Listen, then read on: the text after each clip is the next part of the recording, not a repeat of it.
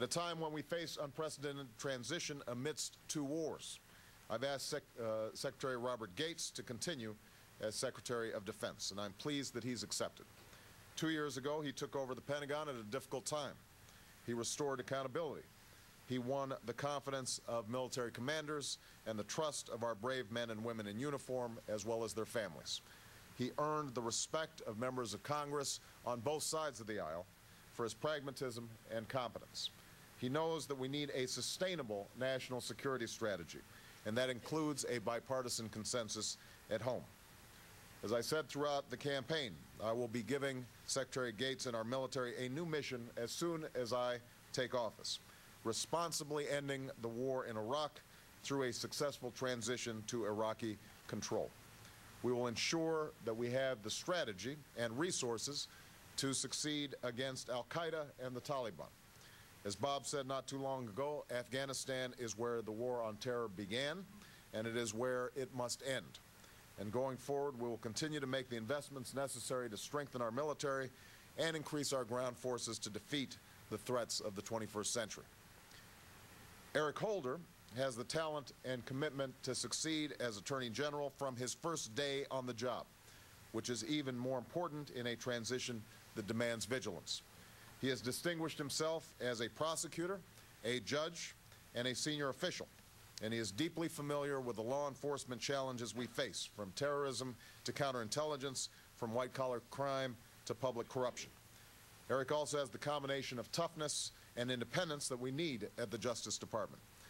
Let me be clear, the Attorney General serves the American people, and I have every expectation that Eric will protect our people, uphold the public trust, and adhere to our Constitution.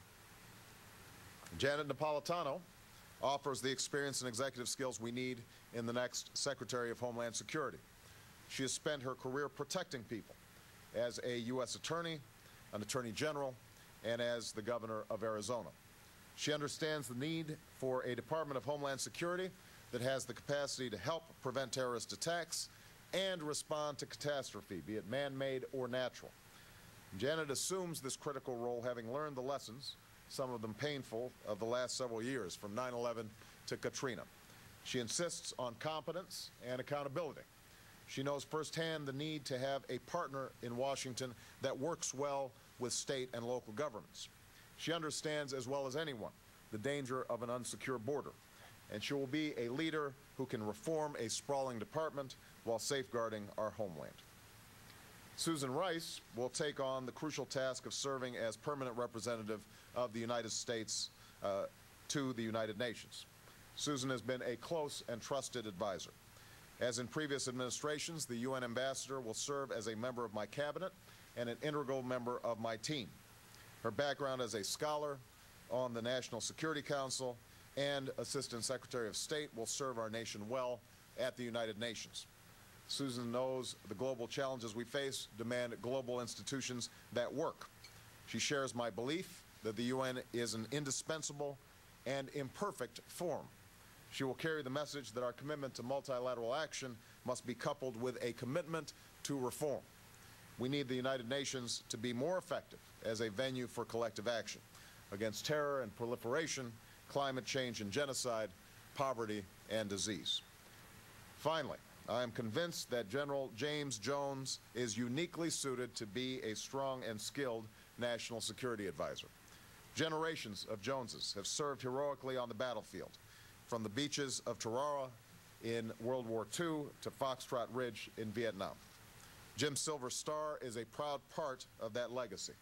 He will bring to the job the dual experience of serving in uniform and as a diplomat. He has commanded a platoon in battle, served as Supreme Allied Commander in a time of war, and worked on behalf of peace in the Middle East. Jim is focused on the threats of today and the future. He understands the connection between energy and national security and has worked on the front lines of global instability, from Kosovo to northern Iraq to Afghanistan. He will advise me and work effectively to integrate our efforts across the government so that we are effectively using all elements of American power to defeat unconventional threats and promote our values. I am confident that this team is what we need to make a new beginning for American national security. This morning we met to discuss the situation in Mumbai and some of the challenges that we face in the months and years ahead. In the coming weeks, I will be in close contact with these advisors who will be working with their counterparts in the Bush administration to make sure that we are ready to hit the ground running on January 20th.